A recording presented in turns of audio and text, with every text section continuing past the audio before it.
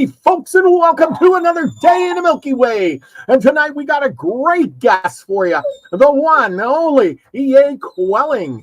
I hope I pronounced that quite right. Yeah, you nailed it. You nailed it. All right, good deal. But anyway, we got tons of stuff to talk about. I emailed you a little bit of whatever, but if you've been watching my shows, you know that I'm on this path to find out where humanity went wrong, where's our destiny, and why are we so brainwashed with everything that's been going on for the last couple hundred years at least, if not more. Well, I think here's the cool thing. I think we are finally in a position to get these answers. Because it seems like something is happening with that. Everything seems to be going off of an edge very soon. And so as everything starts, as the seams start to pull apart, we're very lucky that we get to live in this moment to actually see behind the veil and go, well, wait a minute. Because to even look at every past culture that we know of has just had to accept it. They've just had to accept what they've been told reality is. At this point, there is an awakening that's happening right before we go off this cliff. I think it's really kind of messed up because either we're being woken up just in time to witness our own demise, or maybe I think that here's my honest hope for it, is I think we're being woken up because what's happening is actually a conversion from matter to energy, that there is an uplifting of mankind that can happen, that some of us are actively taking part in. But yeah, it is really interesting to actually to start to see, wait a minute, the power structures that exist right now are the exact same power structures that have always pulled the strings. And even when we say always, I've really started to question all of history and whether we go back as far as they say, or we go back much further or whatever, the one thing is clear: we have been completely lied to about where we come from and who we are. And I think this is the biggest thing that we got to start putting the pieces together on, is who actually are we? And I think that we can find this out. I think that we can start to get some answers to this by looking at the different beings that interact with us. Because in every culture, it's really crazy, because every single religion talks about this earth being where the final battle of the gods takes place. They're all very, very interested in us, in our species, and in this planet. And so I think if we start to pick that apart, we can see that we're not just animals that accidentally evolved into this. No, we were planted here. We were placed here, and I think we need to know why. But that's kind of my opening thoughts for this. Absolutely. Now I'm going to ask you a few questions that are going to back up them thoughts. I want you to tell us a little bit about, who you are and what you do. Now, I read your biography. I don't think I could explain it quite as good as you can, but it's into the black arts or the Black Magick or something like that. And then if so, describe to me, because I know a lot of people know what Black Magick is, and I've talked to people this week about it, and they have a bad idea of it. So why don't you describe it a little bit? Because I don't believe all of that, but lots of people do.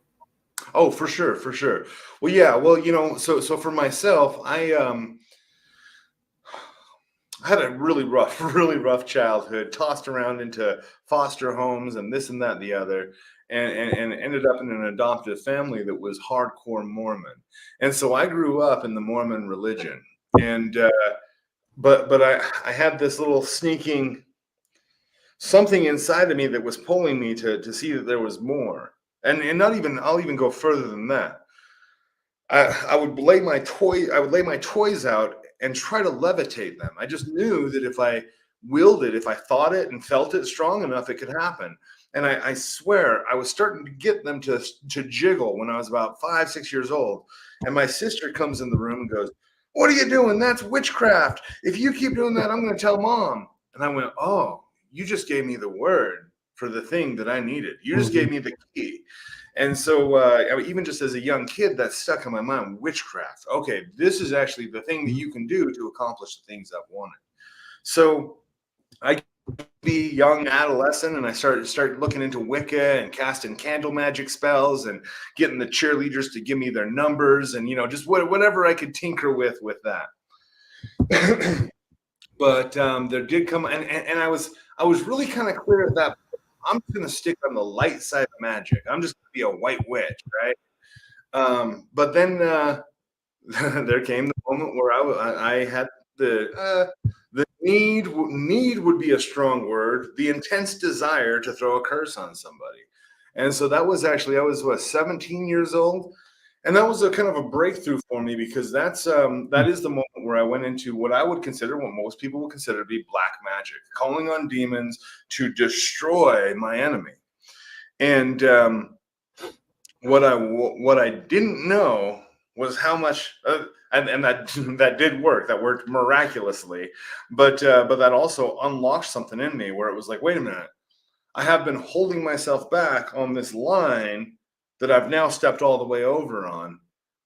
And what that did for me is completely opened up my spirituality. So this is actually how my view of the left-hand path and of black magic, and this is why I call myself a black magician, is there's no limits. As a black magician, I can engage, which I do almost every morning, in yoga and Buddhist meditations. And that can be a really, really soulful part of my religious life.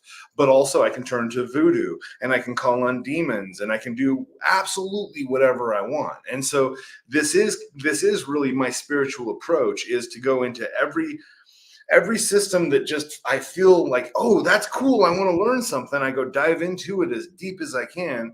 And what I'm looking for the whole time is what I call the gold. I'm looking for the practices that actually work, that I can take home, that I can do the prayers, I can do the meditations, I can follow the steps. It does something. That's one of my kind of standards. It has to do something. If it's just making you feel good and get through the day, I guess that's good enough, but for me it's not.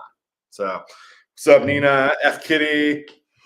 And I got a question. So my question there is, you mentioned white magic and a black magic, and I've thought about that all week too. Is okay, black magic, white magic. Well, why didn't you just say I'm a white magic guy instead of a black magic guy? Because black magic would scare everybody away. And in my opinion, don't get me wrong, white magic is almost the same as the black magic. I think. Here's my honest view of it. Well, so 100%. If I called what I did white magic, and if I wrapped it in a right hand path thing, first off, I wouldn't be getting canceled every step I take. That's for sure. That you get a pass if you're walking the right hand path, and I would I'd get a much bigger audience. I'd probably make a lot more money. There'd be a lot of things, but it would be inauthentic. Because here's my view on it. For if you are truly right hand path white magic, there comes a presupposition with that. You are working 100% with the divine, and you trust the divine. The divine is actually the one in charge. As such, in even doing magic, you're questioning the divine. Let's say you do a healing spell for you. Did you not trust that you got that illness for a reason? Did you not trust the divine's plan? So already at your first instance of doing any kind of magic, you're already doing black magic. Whether or not you think you are or not, you're already asserting your will and your desire over the divine's plan. And so it all is black magic. I do think that I think it's the same hypocrisy we see within the churches, is that a lot of it's greed and power lust, this wrapped in this right hand path package. And I do think that's what we can see a lot on the right hand path, and that is why I give myself a label that does distance myself from them, because I don't think it's the healthy spiritual path. I actually think that this is what's I call it. I've noticed that there's something that's happened at some point in history called the Great Inversion. I call it the Great Inversion, where goddesses became demons and good became evil, and the people who are most evil in this world are hailed by society as being the good guys. And it's completely flip-flopped. And so even though it gives me a bad reputation with a greater amount of society, that's the only way I can be honest with myself, is to just be honest with myself, and to not dip into that inauthenticity of just taking the label or the name just because it would be the easier route. No, I'm going to be more authentic to what it is. And a part of that also is we are dark entities. We're light too. We're also dark. we have not only do we have darkness within, we are existing in a very dark spiritual realm. This place is not paradise. It's quite the opposite. And so as such, I do think that we're doing ourselves a massive disservice to not recognize and to not honor the darkness within and the darkness without. And this is even a part of that we see built into every mythology is, if you don't invite the evil queen to the supper, that's when she starts throwing the whole kingdom into disarray. All you have to do is set a plate for her. All you have to do is make sure she's invited. And so with that, I take that lesson and go, you know what? I don't walk around all day gloomy, but quite the opposite. I'm actually a really happy-go-lucky, happy, positive person. But I'm able to do that because I do take a part of my time in my life and devote that to the darkness that is there. And that's something I think hardly anybody that considers themselves to be right-hand path would actually be able to do, is to sit there and acknowledge their own darkness and their own evil, you know? So. Yeah. Oh yeah. Well, and okay. So you mentioned the demons, and I had a question from a friend this week about that. And he says, okay, there's demons out there. They're bad. They're evil. And blah, blah, blah. And I says, okay, but I've read the Bible. Angels are bad. They're evil. They do good things and they do bad things. And demons do good things and they do bad things. You can never do good without doing bad, or bad without doing good. Is that correct? Well, even you know, you can look through the Bible, and this is a fun little experiment to do for anybody that wants to do a Bible read all the way from cover to cover, and just keep a tally on a notebook of the amount of people that God and his angels kill and the amount of people the devil kills. The devil is close to 0, and God is almost everybody that's dying in floods and fires and turning them to brimstone and this and that, the other. It's like, well, wait a minute. Again, this great inversion. Then the Gnostics knew this. They did warn of Yaldabaoth, the archonic god that's actually come to subvert everything and to take your worship. But no, okay. So this is there is this, again, the part of that inversion. And I just kind of mentioned this in passing, but now I'll actually pause and expand this idea.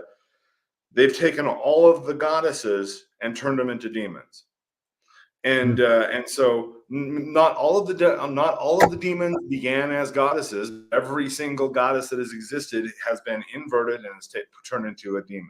And part of this is to invert the matriarchy into a patriarchy, and to completely just this is part of actually the normal cycle we can see as one culture conquers another one. But here's the scary thing is, we actually see this happening right in front of us today, changing the language that we can use, changing the words we're allowed to say and to not say, tearing down our idols, but not just our statues, destroying our corporations, anything that stands up for the symbols of the past. We can see, but at this point, it's a little more invisible than it was when Greece was out there conquering different parts of the world, or Rome was. It seems like there's an invisible conqueror that's in our midst. Yep. Oh yeah, that's true. Totally true. Being an inversion, I want to bring up, everybody's watched these Marvel movies, which seem to be so, DC and Marvel movies right now. But if you really look into it, Wonder Woman is Isis, and she's and Superman is Zeus, and goes on and on and on. They've inverted, just like you said, they've turned these guys from bad guys to good guys to good guys, bad guys to good guys again, and now we all worship those guys. People really think they exist. Wasn't that show, the movie Wakanda Forever or something, and people really thought there was a place for Wakanda, and they were trying to buy tickets to go there. I mean, who's an idiot? Yeah, no, absolutely. There's that. Well, but you just spoke to something, is that if somebody gets sees an oil stain on their driveway that looks like the Virgin Mary, all of a sudden there's thousands of people wanting to buy tickets to see it. But this really speaks to this place we're at. It's really messed up, because I I do think that in much more ancient civilizations where the shaman had a place in those in every society, that there was a bit more of an integration. At this point, where your only spiritual outlet is this really, really narrow, as it says right in the Bible, a narrow gate that you have to pass through. Well, that does leave a lot of people really hungry for something. And then along with that, this awakening so I 100%, I've actually got a bit of a timeline for this. 1999, there started to be some kind of rupture in the spiritual dimensions. It seemed like something, the veil started ripping in 1999. And then 2012, it seems like there was a switch flipped. Something, a lot of people, that it came and went and nothing happened. Well, if nothing happened, I'm sorry. For me, I can look back to from 2012 to now and see how much actually has happened. And so we have experienced a lot of different, I think, dimensional shifts. Mm-hmm. Well, absolutely, dimensional shifts. It's happening right in front of us. But again, we're the frog in the pot, and when you're the frog in the pot, you're in denial. It's not boiling. It's just getting warmer in here. It's not boiling. We're not dying. We're not being supper. Hey, wake up! The guy announces saying, "Wake up! It's you. You're dinner." And so that was my show the other day. Me and Nina had a show, and Nina, we were talking about women being empowered. What has given them the power to be ruling the world? As the next president, whoever might be this woman, and what has empowered her above everybody else to become president, or women to be workers and earn more money, et cetera, et cetera. Not saying anything against women, but I did some study and I've realized it's technology. You take away that technology, women go back to being housewives, depending on a man to take care of them and protect and hunt and whatever. You give them technology, they can become as strong as a man. Now they're equals, all because they can push a button, drive a vehicle. A woman can be a truck driver. 100 years ago, could she be a wagon driver with the team of mules and driving across the prairie fighting Indians? Heck no, not happening. Samuel Colt called his Colt revolver the Equalizer. And he specifically sold that to women who were out on their farms by themselves. Look, a man comes up, you've got no chance, but this here equalizes it. And like you're saying, it is technology, because no longer does she have to wrestle him to the ground. She's just got to pull that finger. And I think you're onto something. Is that well? So how do you feel about it? Technology, like I feel like Ted Kaczynski was right. I feel like we've gone so far down this I think self-destructive path without it.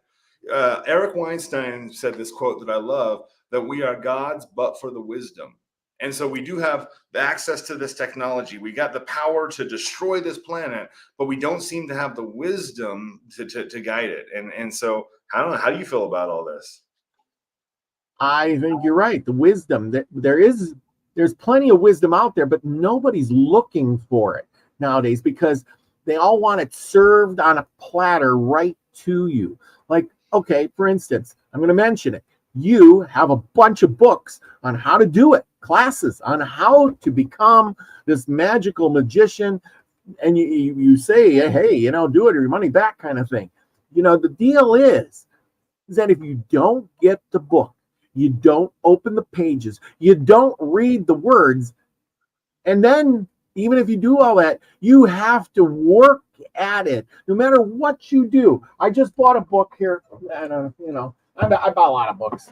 It's here, The 4-Hour Body. Okay, look how thick this book is. It's thick, but it's only 4 hours. And yeah, The 4-Hour Body. Okay, but what's the main thing in there?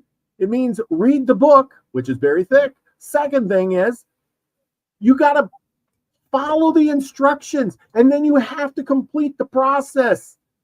Otherwise, all this is, what this is? It's I would say to to wipe your ass with. And the pages are nice and thin, and when there's no toilet paper. But if you don't do the work and you don't try, and nothing will happen, and it'll be totally useless. And that's our world today. Everybody expects everything to be on a silver platter, be as easy as taking this little device right here, punching whatever they want into there, getting the answers immediately, and going, yep, that's the truth. I believe it.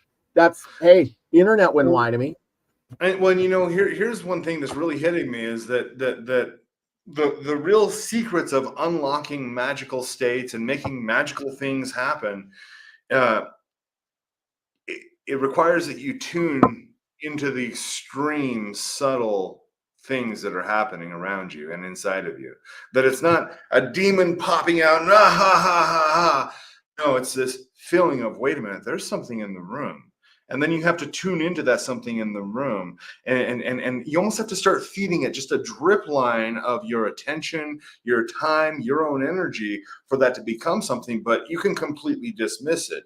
And while, for the countless times I've had somebody in my temple right next to me, we're doing a ritual together, and I'm having just a mind-blowing psychedelic experience with it. And the person standing next to me goes, well, when's the spirit going to get here? And I'm like, oh boy. Yeah, it's not that the spirit's not here. It's that you haven't, you're still in your sensory self, and you need to drop much lower than that. And that is really hard, especially if you're glued to screens, if you're and this is kind of one of my big complaints about the digital world, is that it does have, there's a dryness to the digital world. You don't get satisfied from it. It's like eating at a buffet that you never really get full, and you never really feel fully satisfied, but you just keep eating. Whereas you go for a walk in the woods and it can completely fill your tank. The digital world doesn't have a spirit to it that you can actually connect with. Yeah, and I think that has all been put there not by chance or random or oh boy, look at, we discovered all this stuff.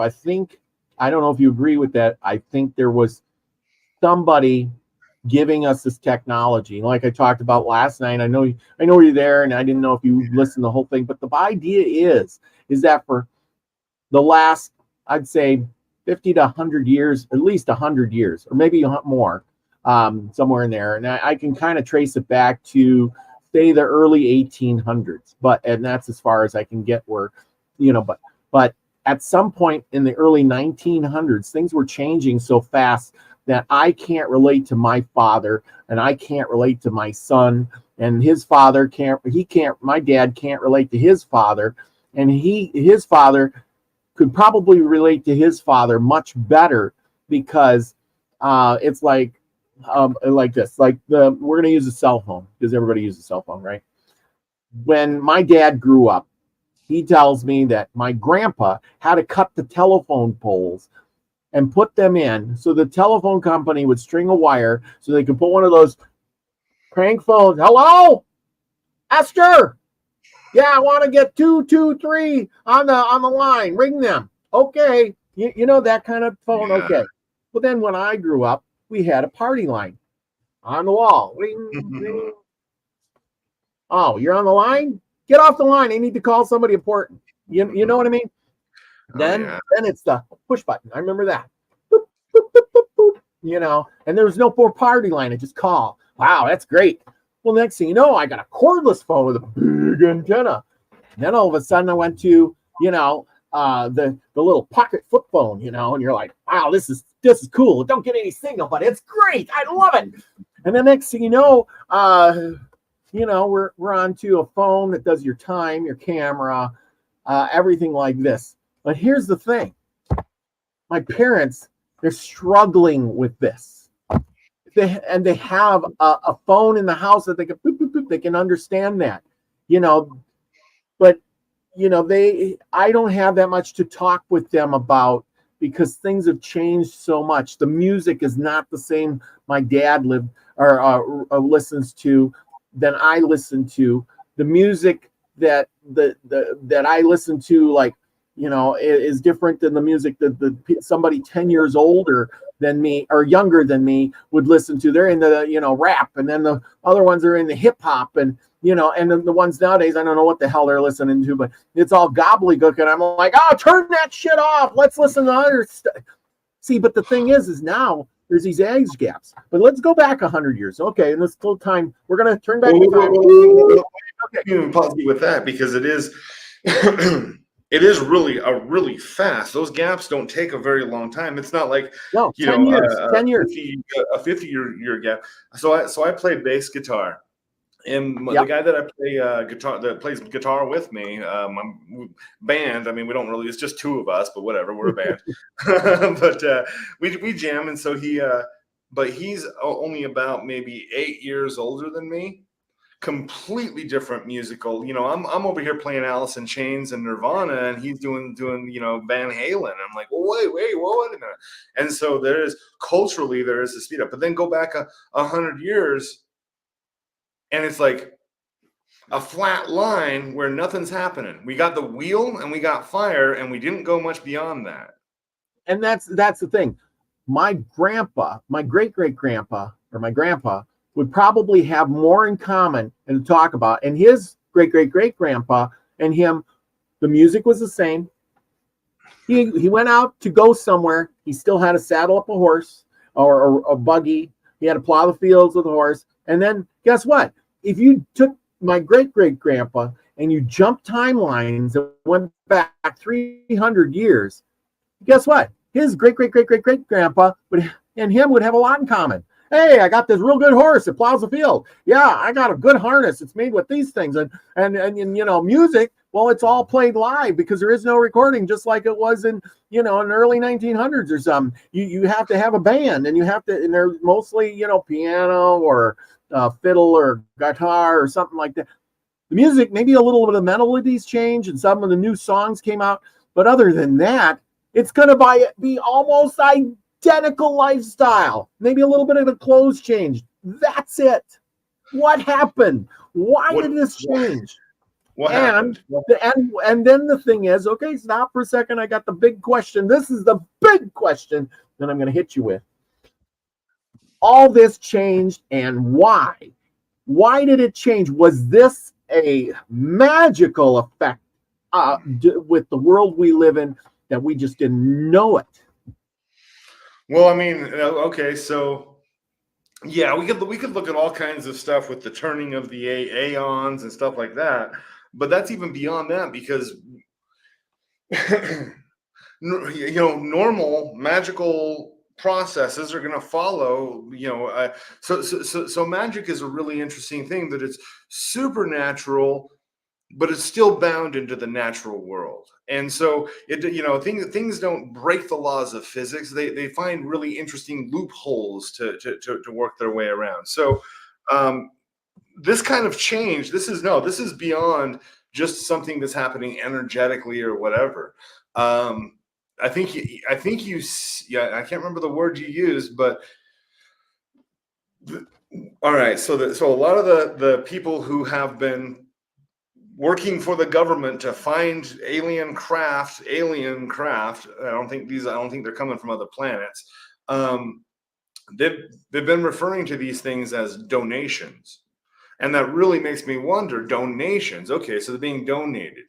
But as more and more information comes out, it's clear the people who are actually giving their official statements in front of Congress are not saying that they're extraterrestrial. They're saying they're interdimensional. They're also saying that there are agreements that have been made. And so this is what I wonder is, has our government come in contact with some sort of jinn type of entity that is able to cross over the realms, become physical and non-physical at will, and that they've made some sort of deal with them in order to get their technology? Because that is a whole lot of what it seems like. And I'm not saying specifically the jinn, but God, I mean, it seems like these creatures have been interacting with us for a very long time. No, and that their crafts haven't changed over hundreds of thousands of years. Like we went from a carriage to a Mercedes Benz. They've been driving Mercedes Benzes forever, and they happen to crash them a lot around us. And so yeah, it really does So there's the donations that are probably happening in a very real physical way, but also on another realm, people having these inspired thoughts. All of a sudden, Nikola Tesla waking up and having this idea of, if I just put these wires right, what the hell? Where'd that come from? And so I think this is happening at multiple levels, but I don't think it's just like an energetic flow into the next state. No, this seems like a very strange intervention that's going on. I totally agree, because it just seems too random of a chance. And if it is, well, then maybe they are right. We did overnight, became oozed up out of the slime and became humans walking upright overnight, if that's the case, because you're right. For hundreds of years, nobody could figure out how to make an internal combustion engine, for hundreds of years. The Egyptians, or the guys who built the pyramid, couldn't figure out how to make a wheel. Are you kidding me? Well, even looking like walking upright, unlike any other animal on this planet. I mean, even other primates don't walk fully erect as we do. So where did that come from? Also, every other mammal is covered in enough fur that it doesn't have to worry about getting sunburned and having issues with our sun. We're these bare, naked animals, these pink, upright animals. Doesn't seem like we belong here. It seems like we're not on our native planet. I'll say that. I don't know where. To just throw this out there, looks like something happened on Mars, and that could have easily be the path that we're headed. And so maybe we jumped from Mars over here or something. I don't know. Well, and you brought up a good thing. I had a discussion with my buddy about this stuff too, and I'll just put it all together real quick so I can make it good. He says, well, just like UFOs don't come from out there. They're already in here. Maybe they come from underground. Second part is that with all this technology, we don't look like any of the other animals. How come we have hair on our head and, no hair anywhere else really to speak of? I mean, for the underarm, our armpits, and maybe a little bit of hair, but, come on, you're right. And also that humans, unlike all the other animals in the world, pretty much, we don't make our own vitamin C. We have to consume vitamin C in order to live. So there you go. Why is that? I didn't know that at all. Oh, you did? Oh, well, there you go. Yeah. Wow. No, that's that is a really interesting thing. Well, and that is an interesting thing about us as well, is that that we do require a lot of external nutrients to do our thing, that we're not able to generate a lot within our own bodies. Yep. Well, and that's it. We don't think about these things. The closest thing that we just look at things like a gorilla, say, or a monkey, and say, yep, that reminds me of me. It's got 2 legs and 2 arms and 5 fingers. Yep, that's where we came from. Makes it simple. No, I don't think so. Then why, when they transplant things, they don't kill a chimpanzee or a gorilla and transplant them things? They use it out of a pig or a cow. I think. Doesn't anybody question this stuff? Come on, am I the only one that asks these questions? Thanks. Yeah, but that is an interesting thing, because pigs, that's we're probably a lot. I think we've probably got a lot of similarities with pigs, even, but like I've known people that have pig stomachs and pig hearts and whatever. So yeah. So that's what I'm saying. It's like nobody asks these questions. They just turn to that. We're going to go on to this one with the religion thing.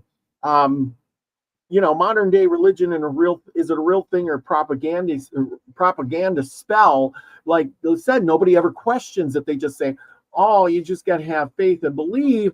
The earth is only 6,000 years old because, that's as far as the Bible goes back. But then the scientists find something like Globeki Tepe and say, hey, this place is like 12,000 years old. And it might be way older than that. But the point is that undisputably there's things older. And when you find a dinosaur bone, it ain't because, well, the devil went around and hit them all. And it's to fool you. or the government planted them there. I know a guy who thinks government went out and planted them. It's all fake. There's, and I'm thinking, oh my God, that nobody went out there and planted all the dinosaur bones. I don't care what you say. They didn't go out there and plant them so you could find them and have a whole new narrative. No, but along the dinosaur thing, real quick, I do think that the term dinosaur is really, really, really, really new, and in older days we all just called them dragons, and I think that there's they don't. I don't know why they don't want it. Well, okay, let's actually open up this can of worms. They want us to forget about dragons. They want us to also forget about wizards and sorcerers, and they want us to forget that there's prophets that could see into the other dimensions. They want us to ignore, and it's more than ignore, refuse to see the supernatural reality. That is one of the biggest things I'm seeing as a very obvious goal and intention of the power structures is we cannot let people think that any of this is real. And I don't know, maybe that's just to suppress us, because if we all know that we're God, that puts a big wrench in their works. But I'm going to be honest with you. I think that there's a multi-level chess going on here, and that there's an end game that they know about that we don't know about. And they're playing cards right now to try to do something with that. Well, that and the fact that now for thousands of years, scientists estimated that the population of Earth was around 2 billion people. And it kind of averaged in and out of that. And, no matter how many wars you had or whatever, 2 billion people. But after that, at some point in time in the last 150 years, the population exploded. And I know why, is because we got this technology, but it's exploded into 8 billion people. And why, I want to say, would somebody want 8 billion people on the planet all of a sudden? Are we being farmed? Is that the case? And this entity says, okay, it's time to come back, and we need, food. I'm just going to say, and it's not that they're going to eat us, physically, but maybe spiritually, or, something on that order, I would say. I'm not sure on that. Maybe you can clarify it. Yeah, whew. Okay, well, what's this technology leading to? The technology is leading to, we can see obviously artificial intelligence, which I don't think artificial intelligence is a new intelligence rising from machines. I think it's very ancient intelligences coming through the machines. And so it is, so that's part of it. Another thing that's very obvious that this is aiming towards is the opening of portals. And so, to be generous and think that maybe they're not just trying to eat us, but maybe it takes a whole lot of people. First off, one of the things that you can get a whole lot of people doing is creating the resources. I mean, I had nothing to do with any part of the laptop I'm right now speaking to you on. This was a million different people that I've never met that put this together. And so that, harnessing just the ability of people to work en masse to make these things happen, that's a big, just the power of industry is a big part of it. But then also, maybe it's, that is the thing. At some point, that I think there's got to be a squeezing effect to really harness that all that energy. And so, maybe that does come in the form of some sort of war or massive outpouring of blood that could happen. I don't know. That's, I'd like to think not, but I don't know. That's, and here's the big problem is this has all been done behind our backs, and if you ask any questions about it, you'll be punished. And so with this, any deals that have been made with other entities or anything like that, the fact that we haven't been let in on it is the concerning part. I obviously have no problem making pacts with entities from other dimensions, but I want to know exactly what the terms of that pact is. I want to know how I'm going to benefit and what I'm going to have to sacrifice. All of those things are going to be very clear to me before I enter into that pact. But right now, it's like our species has been entered into a pact that we don't even get to know what it is. That's the concerning part. Okay, I'm gonna say no. I don't believe that. Okay. I disagree.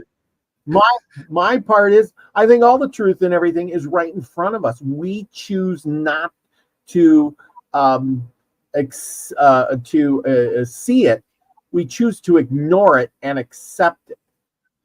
For instance, we'll just give you some simple ones here. Back in 1913, the U.S. went on to the Federal Reserve, right? Was there protests? Did people come out and, they put it right out there. It was pretty obvious. They did it. We could have went back and protested. There could have been riots. There could have been all kinds of things. But nope, we chose to accept it and use the money. Another thing, like right now, what do we choose to do? Oh, well, I'm not a boy. I'm a girl. I'm going to be in sports and I'm going to kick girls' asses. And you know what? We're choosing to accept it and ignore it and just go with it. So the truth is that they're trying to change us right in front of our eyes. And most people say, well, you just got to accept the person who they are. Well, who taught you that? I don't have to accept nothing. Biology is biology. It's a man or it's a woman. There's no in between. Is there? Not that I know of. Well, here's a really big here's a big part of what I'm seeing. Part of there seems to be a program going on, and I've got to choose my words very, very wisely with this. A program going on of letting people who hurt children go free. And a program going on where hurting of children is being massively encouraged. And I do think that this is because if you sit down and have a conversation with people that are confused about their gender, I'm pretty certain you're going to come to there was an abuse going on in their childhood, that there's something that they're struggling with. That's not a reaction. Somebody doesn't feel that way about themselves with a perfectly healthy upbringing. With mom and dad in the home, giving them loves and kisses and discipline when they need it. That's not the result of that. So there is, but it is part of a program, the same program that financially incentivizes families to not be together, that incentivizes men to not be at home and women to be single. That these programs are meant to divide and traumatize people, so you're always in this fear state, and then they can broadcast through, it used to be through the television, but now they've taken over YouTube and they're taking over everything to broadcast their fear-based messages, so everybody gets scared.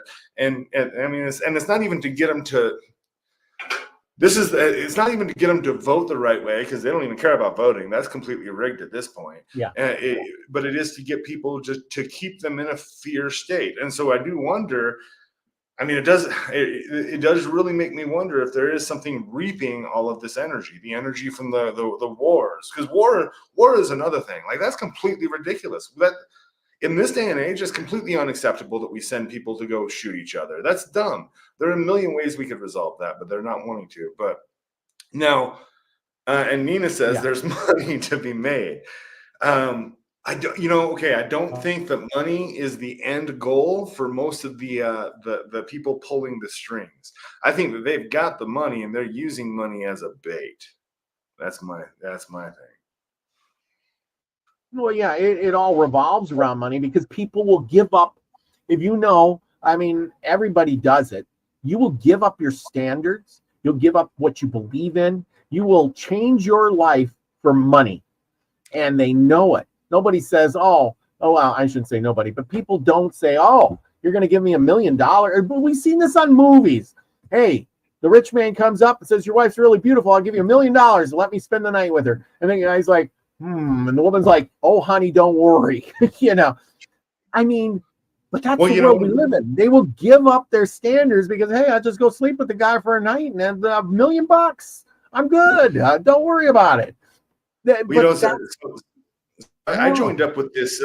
I joined up with this men's business group where it was kind of like a Tony Robbins type of thing, a lot of rah rah rah and whatever. And so I go out to this conference, and one of the guys pulls me aside. And this guy is a multi-millionaire, and his whole business is he sets up seminars for people to go do the rah rah thing, and just rakes in just buku bucks. So he pulls me to the side and he goes, "Look, bud, you got some skills with speaking. You're able to channel." He goes, I saw a few times during this conference. He goes, "I saw a few times where you started glowing." He goes, "You can make yourself glow from your spiritual light. You can stand on stage. We can bring that to people." He goes, "I can make you a millionaire. No problem." He goes, "But here's the thing. You got to drop Black Magick. Like, not only do you have to drop it, but we've got to come up with a really good repentance story for you." He's all, "Keep the tattoos, keep, but we want you to show up and say, yeah, the devil took me down this path, and now I found the light." And I'm like, "Well, but here's what you don't understand. That's completely fake. It's actually my spiritual path of anarchy and freedom. And if I want to curse somebody, I'm going to curse him. If I want to heal him, I'm going to heal him. That's the only path I can walk." And so there is that moment of when he looked at me like I was an idiot. And he goes, "Are you?" He goes, "Anytime you want to change your mind on that, because are you sure you know what you're passing up?" I'm like, "Yeah, a ton of money. And you know what? And that's there are just some of us left. There are a few of us left out there who just won't compromise. Yeah. And we're the thorn in the side. That's why they shut down our channels. That's why they try to shadow ban us. That's why they try to blaspheme us as much as they can, because they are really, well, they're not only terrified of us, they're terrified of that kind of freedom getting out to other people, that kind of ability to just stand up for what you actually believe. And that is one of the interesting things, one of the really interesting things, because a lot of people from first, like, maybe just seeing news reports on me or just coming across Black Magick, a lot of people, especially Christian people or just people living a good, wholesome life, they would think that we're on the opposite side. We're not. We're actually on the same side. And I think that if we sit down, we actually can see a lot of that. The way the world is going is not the right way. I think it's really obvious. Like, those of us that have any sanity, we're like, "Hey, like, what are you doing here? This is obviously, you're going to crash your car. You're going to crash. Oh, you just crashed your car." Like, it's obvious to those of us that actually have any sanity. Yeah, it is. I tell people that all the time with, like, the Bible and the Satanic Bible. And I said, "Okay, so you're a God believer. Did you read the Satanic Bible?" "Oh, no, I wouldn't do that. That's evil. That's the devil. I'd be cast into hell for that." I said, "Well, wait a minute. So the opposite side put out their own game plan, and you refuse to read it because your guy that you're believing in is so damn good." Well, what's your answer, people?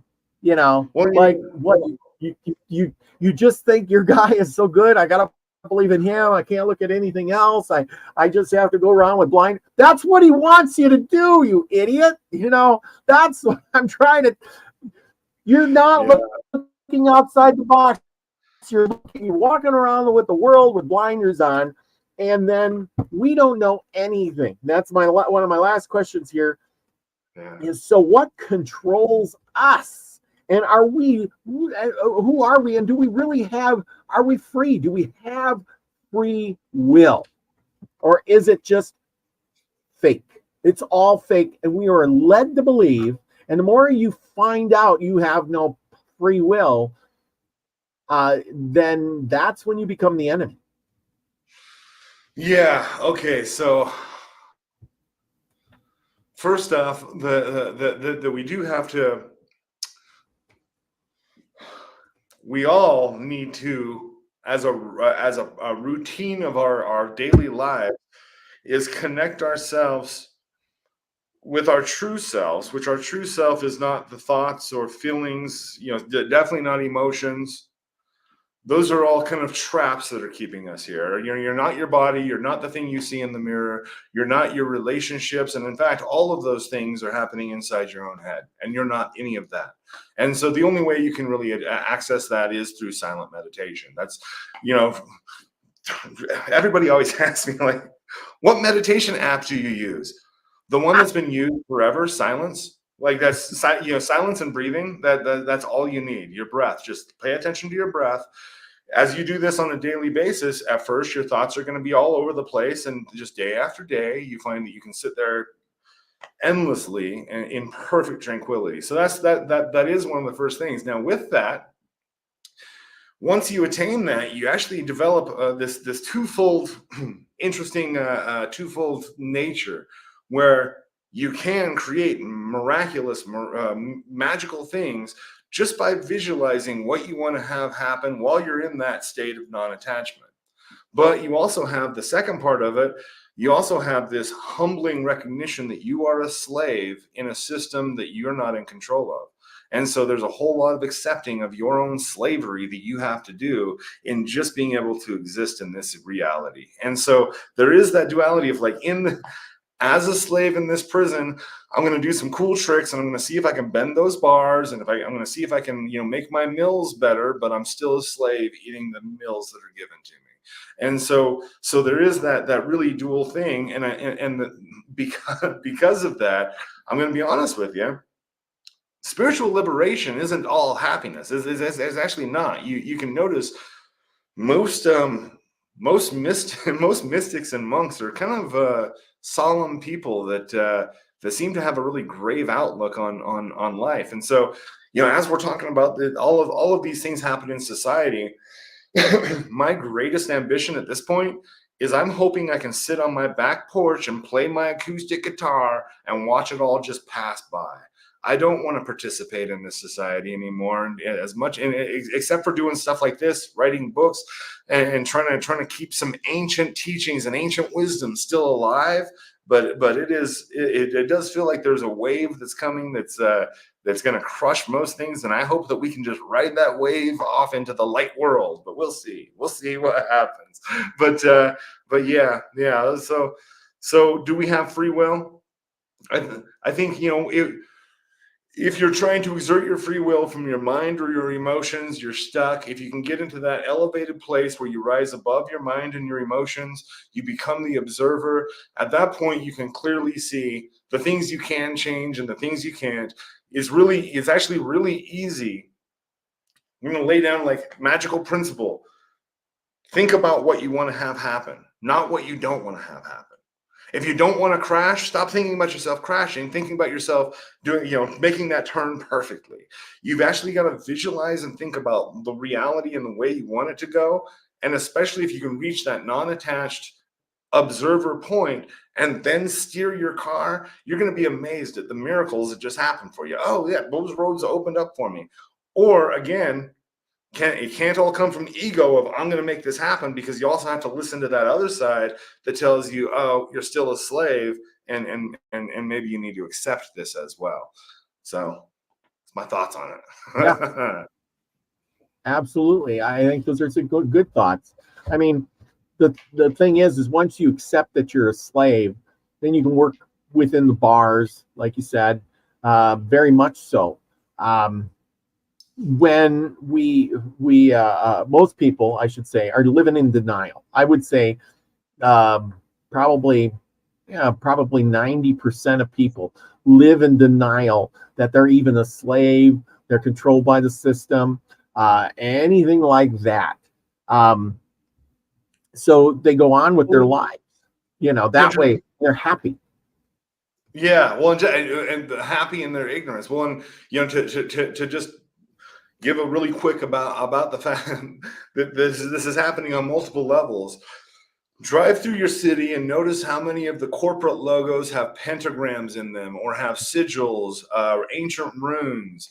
You got every car symbol. Just start looking at every car symbol that you see on the road and research, how did they get that symbol? Every single one of these are magical symbols. So the power structure They know what they're doing. And so when you're out in civilization, you're actually trapped inside of an energetic web that they've woven that you have no idea what it is, unless unless you start recognizing, oh, there's a pentagram. I know that that's a pentagram. I'm going to use that for what I want to use it for. So you just do that little consecration as you're passing. But Las Vegas can be such a chaotic town, but that's my town because I've consecrated all the symbols there. Those are my goddamn symbols. I walk through that city, no, that spire, that's my spire because I've consecrated it. It's going to do what I want it to do. And so with that, yeah, if you're ignorant of it, yeah, happiness and slavery, and you're taking your antidepressants and whatever. And that's not happiness. That's that's the thing. Like, I think that there is even just the interaction that you and I are having here, we're both smiling and laughing a lot, and so there is a pain that comes with having to look at your reality realistically, but there's also a freedom that does let you actually experience joy and laughter without having to have it filtered through medications. Yes, absolutely. Absolutely. Okay, I got one last question, and then we have a question in the audience. So, awesome. Okay, my last question is kind of about what we're talking about, and that is, and you mentioned it before, the veil is leaving. So what is beyond the veil?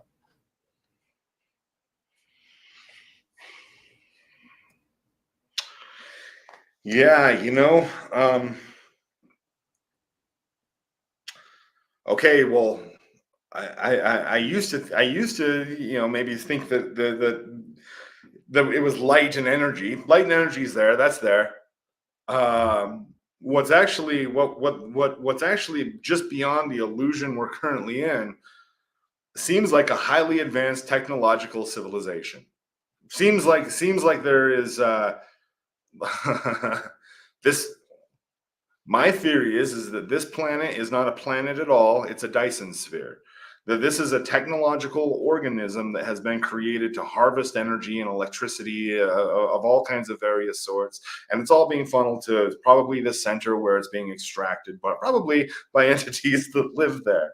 And so there is this multi-layer thing, but I think that's where the veil is cracking. I think we're seeing through to not an energetic realm, but actually something very, very physical that's just out of phase. And that we're seeing a breakdown where the things that are supposed to be out of phase are accidentally phasing through, crashing into mountains and whatever else, and leaving their signatures. This has been really complicated by the technology that we've got, where now they used to be able to buzz around us and we couldn't see them. But now that we've got cameras that are recording in 60K, we can slow that down and go, oh, yeah, look at this here. And frame by frame, watch these strange things. And the more we look at it, the more it doesn't look like just craft, but looks like a lot of entities with a lot of limbs that are doing weird things around our bases. And people are still going, oh, that's a craft. What are you talking about, a craft? A craft doesn't have dangly tentacles. Don't give me craft. Come on. And these are entities from another dimension that are peeping through here. And so I do think, I do think that there's, but that's just, when you ask what's beyond the veil, it's like that's the first thing that I kind of come to is like, that seems what's breaking down is there's a highly evolved technological civilization on this planet sharing space with us that's just out of phase. But there's so much though. Like there's an infinite number of different possibilities and stuff, and all of this is within our very limited scope of observation, because anything that gets too big or too small we can't understand, and so we're really screwed here.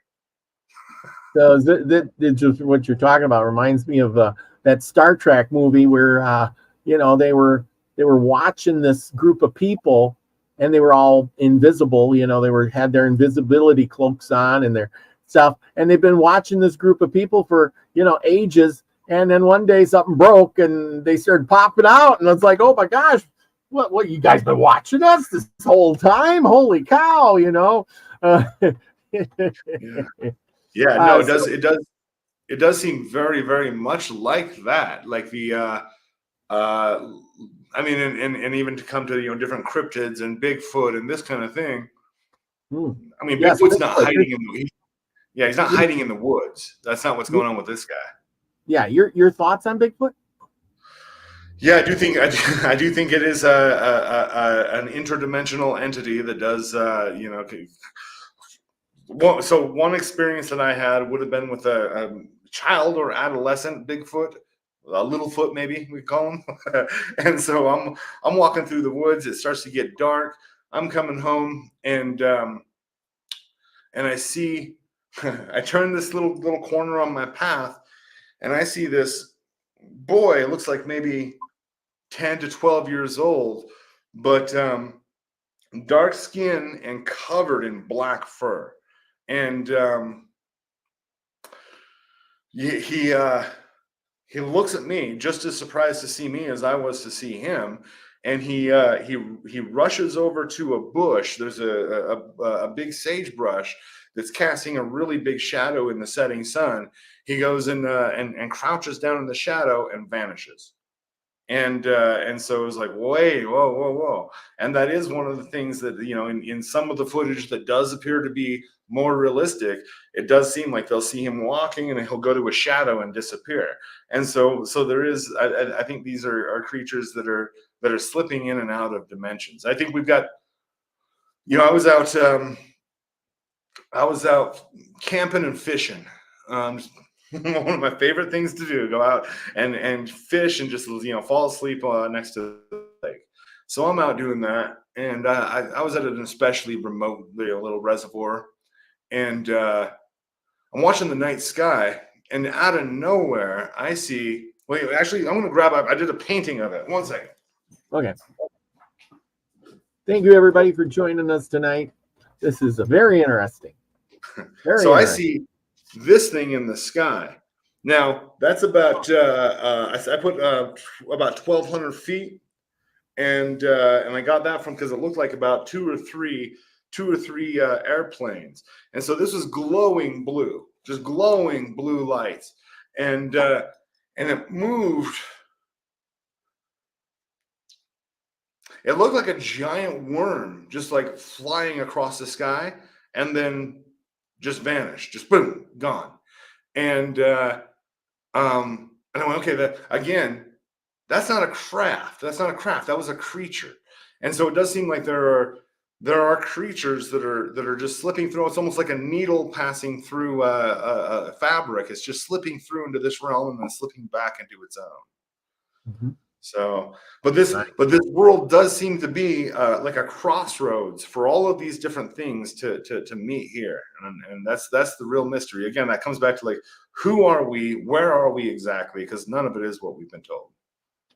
Okay, and for the big question in the night, any predictions for the next year? Let's see. Yeah, just run with my intuition here. Is things are politically not going to get any calmer after the election. It's going to, if an election in the U.S. happens, it's not going to get any calmer. Political tensions are going to continue to escalate. War is going to probably continue to escalate in all kinds of regions. It's not looking good. Not looking good, Nina. Yeah. Let's see.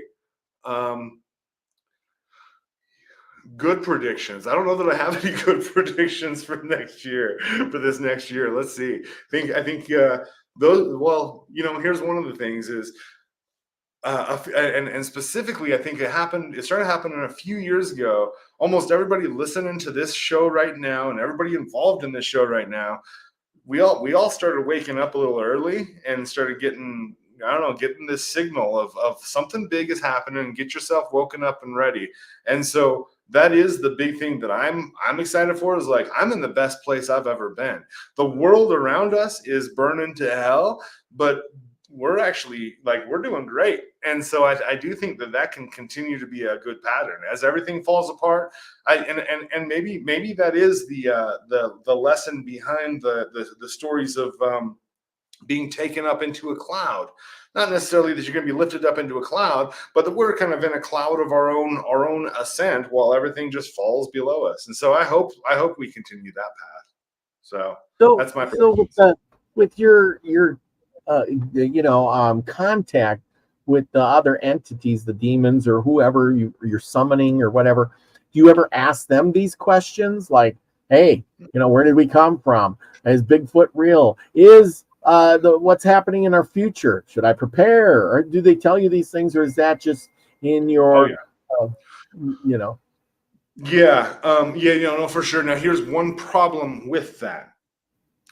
Every entity that considers itself to be a god will tell you that it created you. And so, I go to Jehovah and say, hey, where'd I come from? Well, I created you, my son. Go to Azel. Well, I created you, my son. It's like, okay, that's maybe, I don't know. Maybe there's a truth behind that I just can't comprehend.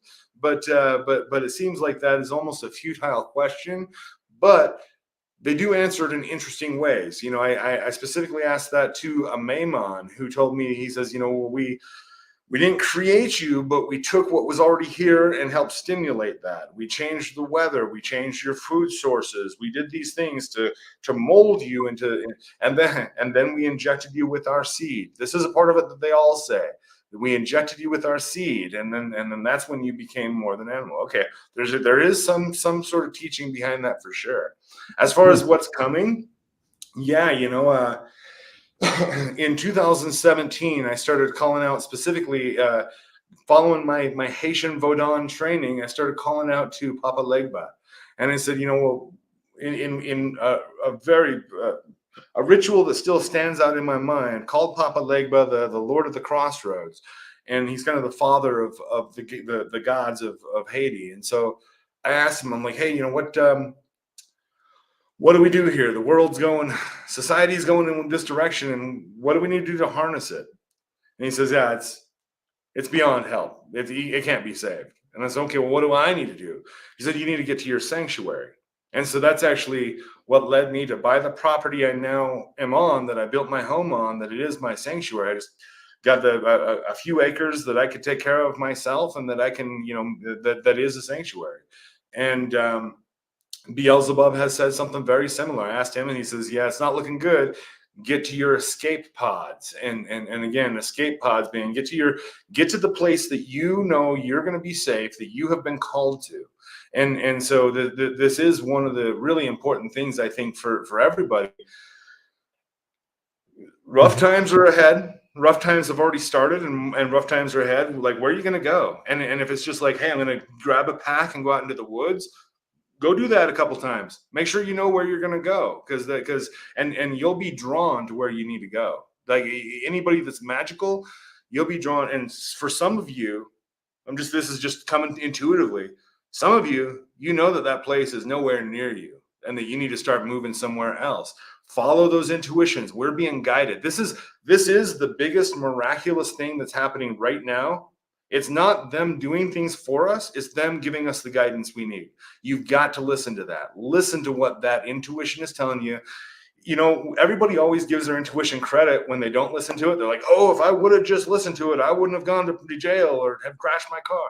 Listen to that intuition, because you're being guided to exactly where you need to be. For me, I found the sanctuary I need to be at. And if this is where I die when the nukes go off, I'm okay with that. If this is where I hold out until I'm old, I'm okay with that.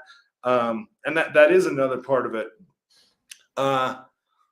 We all as humans need to get out of the idea that this is about us, that your life is yours. Your life is not yours. You're actually here in service to something much, much greater than you.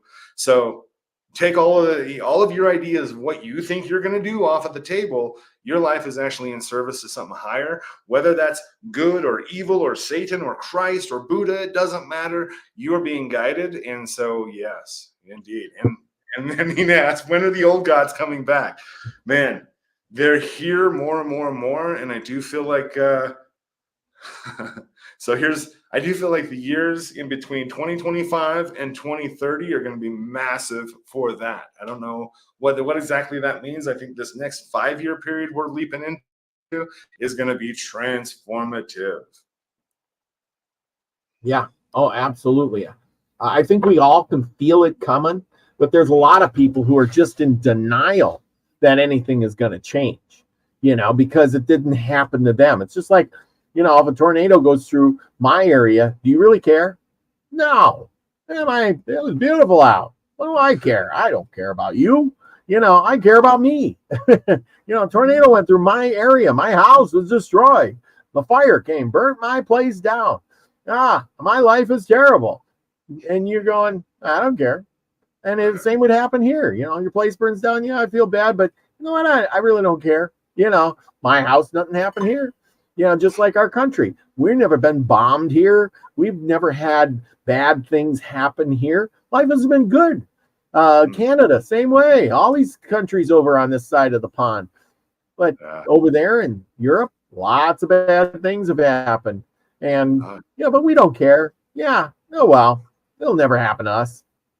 Oh, the one, like we got 9/11 that we just celebrated the anniversary of, and like that was a big thing because that doesn't happen here that often. But that's kind of what we're doing everywhere else. Like that's kind of and when I say us, it's not you and me by any means, but our tax dollars are currently raining hell down upon innocent people all over the world. And we don't think twice. And anybody that's out there talking about gun control and we've got to take guns out of Americans' hands, and at the same time are funding any war, get out of here with that. Get out. You obviously don't care about human life because you want fully automatics out there into these wars. You want Patriot missiles in these wars. So obviously human life isn't what you're actually trying to protect. You're trying to protect your own tyranny. That's right. That's right. Life is too short. I say don't worry about a lot of it. Life is too short. Experience as much as you possibly can now. Learn as much as you possibly can now. For I believe, I don't know, if this is so true or if you think it. Well, I know when I cross over to the other side, it's going to be more of what just like this side is.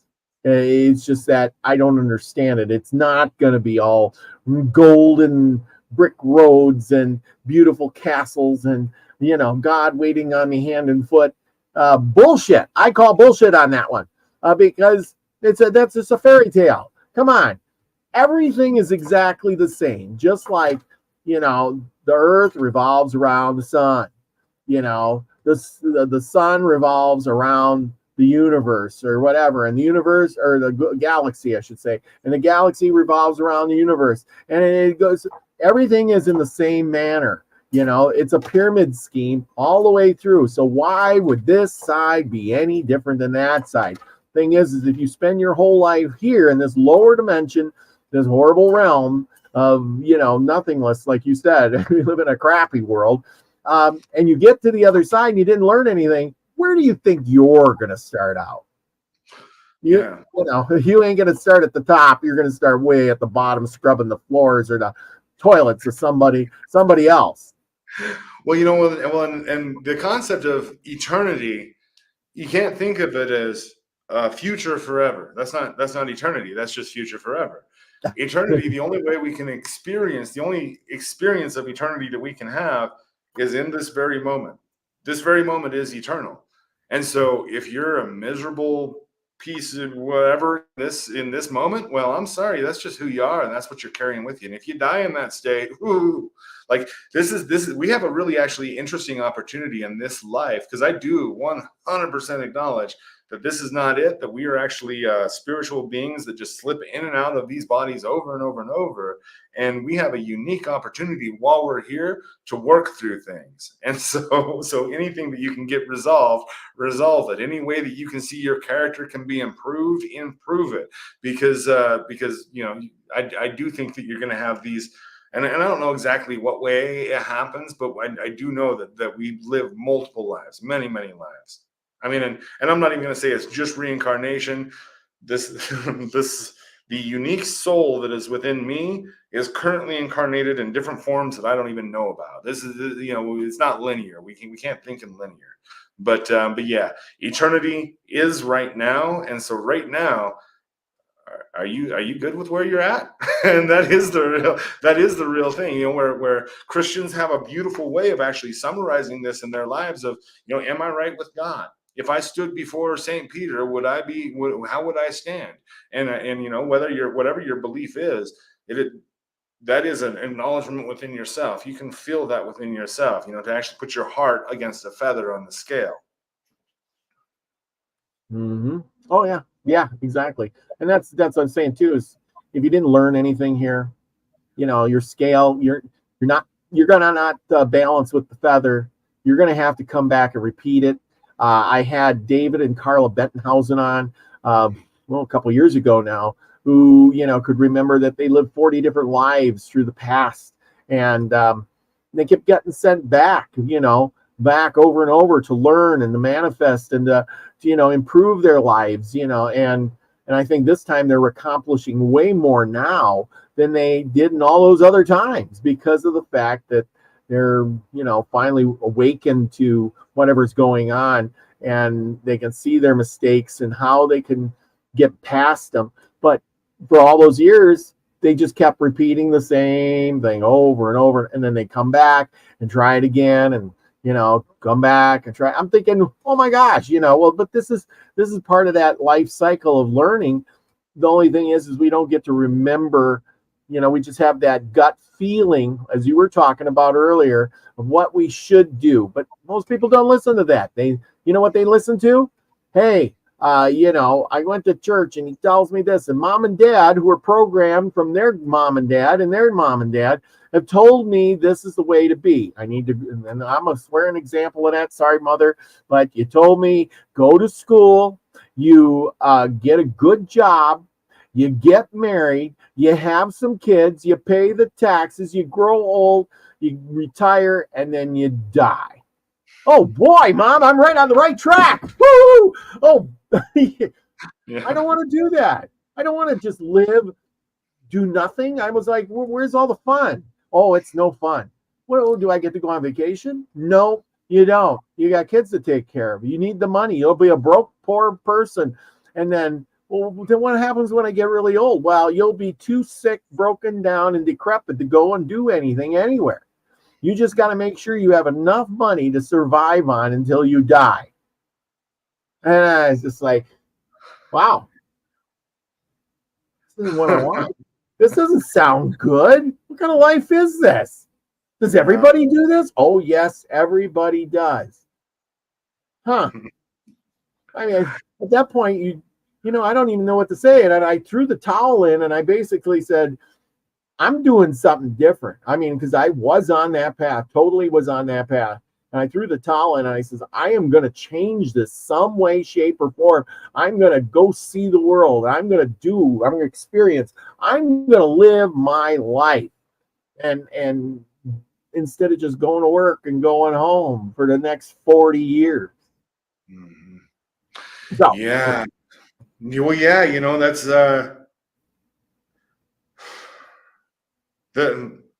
I've been homeless a few times. And it's always a spiritual exercise that I didn't know I was in until I'm in it. And every time it is, what did I need to shed, and what do I actually really want now that I have nothing, and I'm going to build it all back up. But it really is remarkable. You can do whatever you want with this world. This world is so responsive. It is like a video game that gives you what you're thinking about. It doesn't give you necessarily what you want. It actually gives you what you're focusing on. But so I'm gonna throw out two of this is something I say all the time. So people who listen to me all the time, they listen to this, I'm sorry, but there are two universal currencies. You can get anything you want if you know how to spend these currencies, and that is your time and your attention. If you put your time and your attention on anything enough, and you give enough of those currencies, it will blossom. It will give you reward. The problem is most everybody is focused on, because of the fear programming, they're focused on what they don't want. Oh, I just hope I can't. Everybody's focused in this tight way on not making these bad things happen. When you just make a little shift there, focus all of your attention on the positive you do want to have happen. It really is miraculous. That's right. Focus on it. Live life. That's why I say live life. Go do something. Because if you don't, but keep on track. You need to keep on track and do things, learn stuff, but you have to do the work, but you have to live life and keep going. I got a buddy of mine, he's ready to jump in the bunker. He knows who he is. I ain't gonna mention names, but you're here. Anyway, he wants to go jump in the bunker pretty much, close his life off because things are coming. But I'm like, I can't stop the water flow, the things happening. I have to keep thinking of the future if nothing happens. So I am going to, plan for my retirement. I am going to plan for a vacation next year. I'm going to, plan on moving forward, but I'm going to keep in the back of my mind that bad things could happen. And I'm not going to be scared. I'm going to be prepared. I'm going to have that extra food, and I'm going to have a bug out plan, and I'm going to have, all those things that I need just in case something happens. But if it doesn't mean all of a sudden I have to wake up next year sometime and say, you know what? I never planned for the future after this month. Oh my God, now what do I do? You see what I'm saying?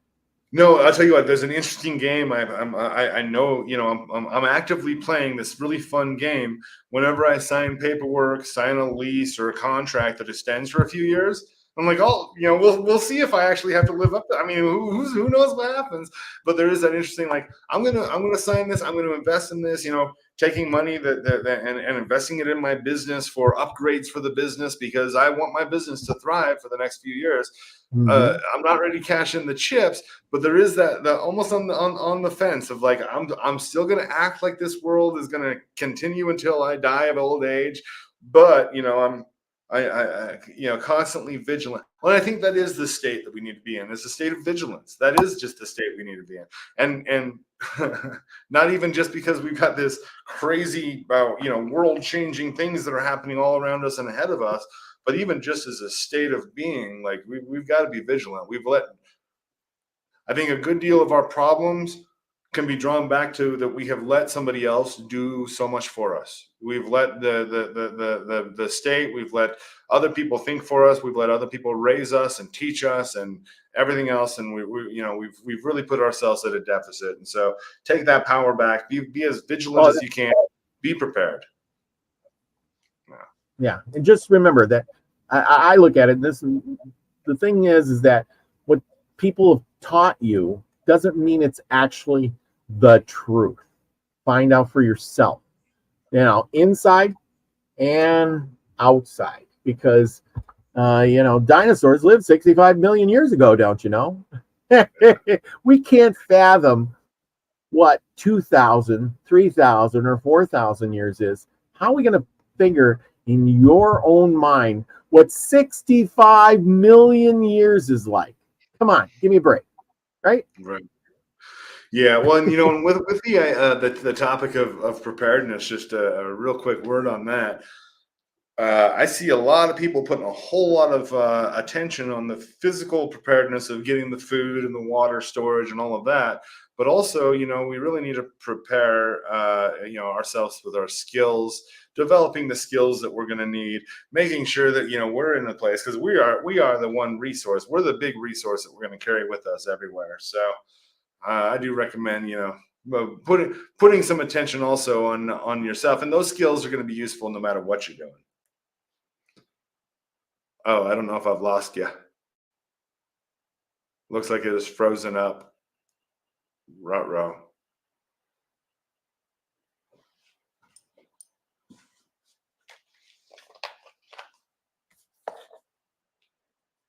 Oh, looks like it's just me. Hey guys, great to be on with you today. Hope you've enjoyed the show. Hopefully he'll be back soon. I'm not sure what's going on. I'm not sure if I can even see comments or if I'm even still connected. But it's been great being here with you guys.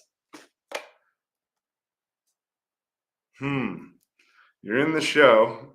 It tells me. So, you guys got any final questions? Now that it's just me.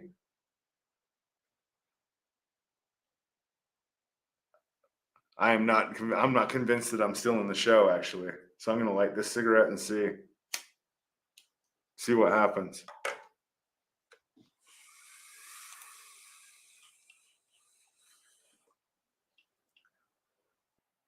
The internet went out. Oh, all right, guys. Oh, everyone. Oh, wait. Ciao, ciao. Very smiley, Robert. Okay. All right, guys. I think that might be that might be it for the show. It's been awesome chatting with y'all. It's been awesome being on here. Make sure to share, like, and subscribe. Any engagement on the channel does help the channel grow. Thank you for being here, everybody. I'm going to go ahead and leave, and I think that will shut this down, hopefully. It's been awesome being on with you. Have a great night. We will talk again soon. Bye-bye, guys.